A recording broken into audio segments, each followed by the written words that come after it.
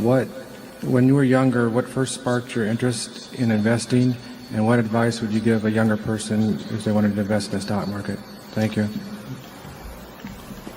Well, I'm not exactly. I got interested probably when I was maybe 7 or thereabouts. I wasted my time before that. It's a little like W.C. Fields. When he inherited some money, somebody asked him what he did with it, and he said he spent half of it on whiskey and the rest he wasted.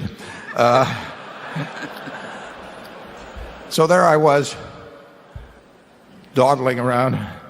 But I got into, my dad was in the business, so I would go down to his office and I would see these interesting books, and I would read them, and I would go down. He was on the 4th floor of what's now known as the Omaha Building at 17th and Farnham, and on the 2nd floor was Harris Uppleman Company, and they had a board, and I would go down there.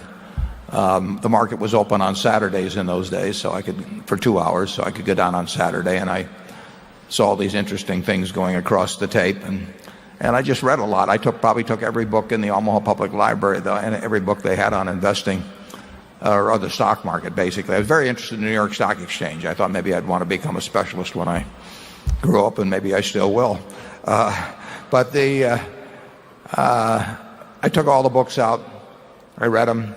And finally, when I was 11, I bought 3 shares of stock, and I didn't know. I was fascinated by the subject. My dad got elected to Congress, so now the library became even bigger. And I took all the books I could out of there on markets, and I used a chart and do all that sort of thing. And then finally I read Graham's book when I was at the University of Nebraska, The Intelligent Investor, when I was 19, and that just changed my whole framework.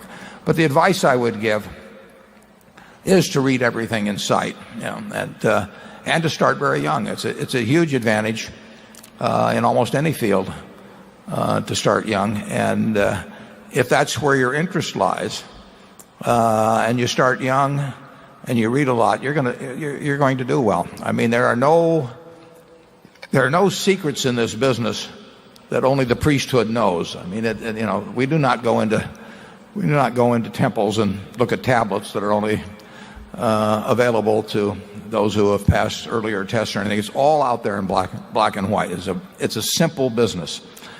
It requires qualities of temperament way more than it requires qualities of intellect. I mean, if you've got more than 125 IQ, you can throw away the rest of the points or give them to your other members of the family or do something, because you don't need it in investing.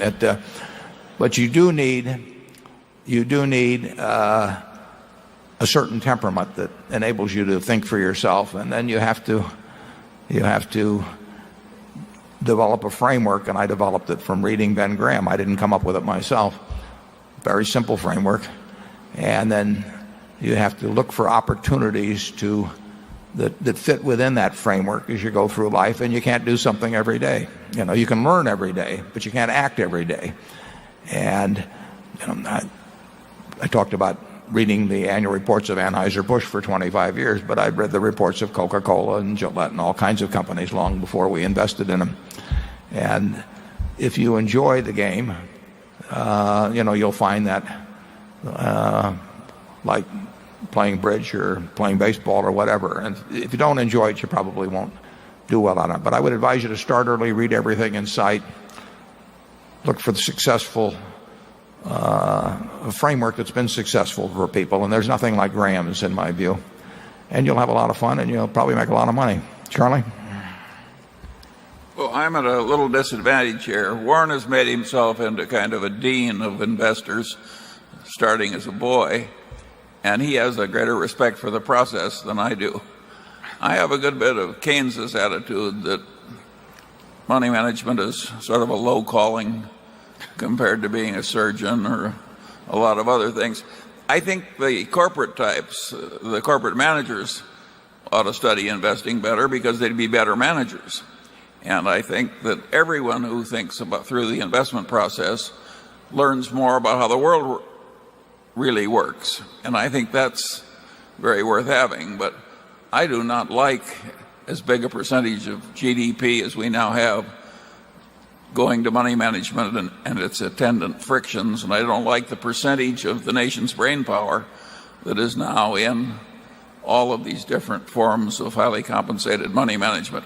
I don't think it's a good thing for the country, and I hate the fact that we've contributed to it by our own predilections. Charlie is only sitting up here next to me as part of his outreach program, actually.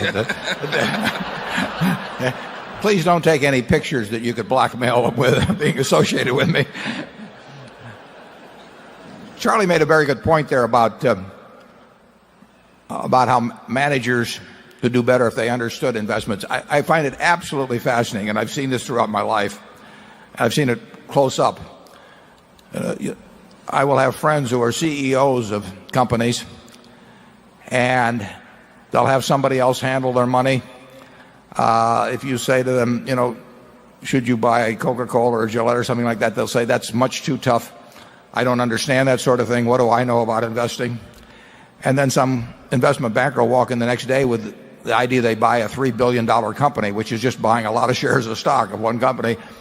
And they'll run through some little 2-hour presentation and turn it over to a strategic planning group and think that they are then the ones that should make that decision as to whether to buy multi-billion-dollar businesses when they really don't feel they're qualified to make $10,000 decisions with their own money. And it's extraordinary what you see in corporate America in the acquisition activity.